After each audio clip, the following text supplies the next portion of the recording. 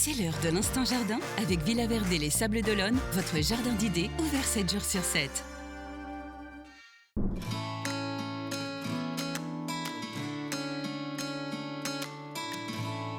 Hello, c'est Juliette. Alors comme beaucoup de monde je pense, pendant le confinement, je me suis mise à cuisiner comme jamais.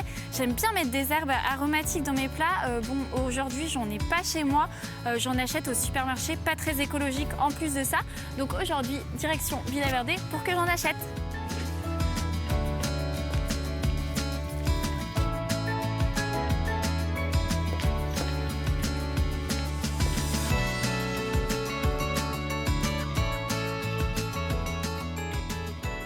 Bonjour Yannick. Bonjour Juliette. Aujourd'hui, si possible, j'aimerais acheter des herbes aromatiques pour les avoir continuellement dans ma cuisine.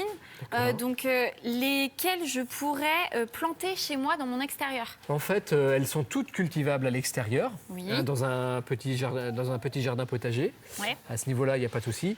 Hormis le basilic, qui lui est préférable de l'avoir plutôt en intérieur, puisque lui, on peut le planter à l'extérieur, mais qu'à partir de début juin. De juin à septembre, octobre, on peut l'avoir à l'extérieur, mais sinon, ça reste une plante à cultiver dans sa cuisine, dans une petite jardinière ou en pot, individuellement, avec un peu de persil. Donc le basilic, ça reste une plante à consommer tout au long de l'année, mais qui est quand même un peu complexe et il faut y faire attention. Elles ont toutes une saison, hormis le basilic, j'ai compris qu'il y avait une saison, Ouais. mais toutes, toutes les autres. Ouais, on peut les récolter rapidement, en fait, de mars à octobre. Ok. Que ce soit toute la famille des persils, que ce soit le persil plat, le persil frisé qui est là. Ok. Ouais. C'est voilà. Chouette. Oui, on le récolte tout le long de l'année. On peut en faire des jardinières, des petites jardinières comme ça que vous mettez dans votre cuisine devant une vitre très lumineuse, avec un arrosage régulier 2 à 3 fois par semaine.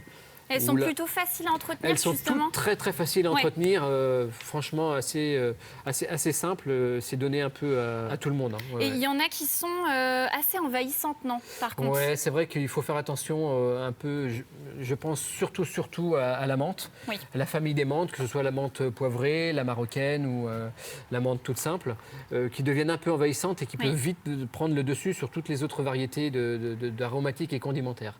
Sinon, le trio gagnant, toujours, ça reste le persil, la ciboulette et un basilic. Ouais, dans une jardinière, les incontournables qui sont faciles à avoir et à produire et qui vont donner toute bonne satisfaction à chacun d'entre nous. Pour la conservation, j'avais entendu dire aussi qu'on pouvait les mettre au congélo. Tout à fait, il faut récolter avec tout au long de l'année, que ce soit les persils, les basilics ou la menthe, les mettre dans des sachets sous vide. Ah oui, ok. Et les congeler, et bien sûr Directement dans le congé. Ok, super. Tout prêt pour la cuisine. Tout au long de l'année, ça c'est réalisable et c'est faisable.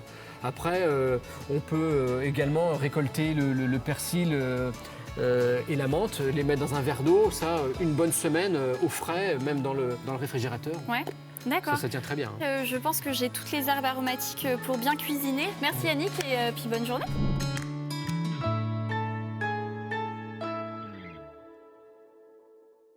C'était l'Instant Jardin avec Villa Verde les Sables d'Olonne, jardinerie, fleuriste, animalerie, déco d'intérieur et d'extérieur.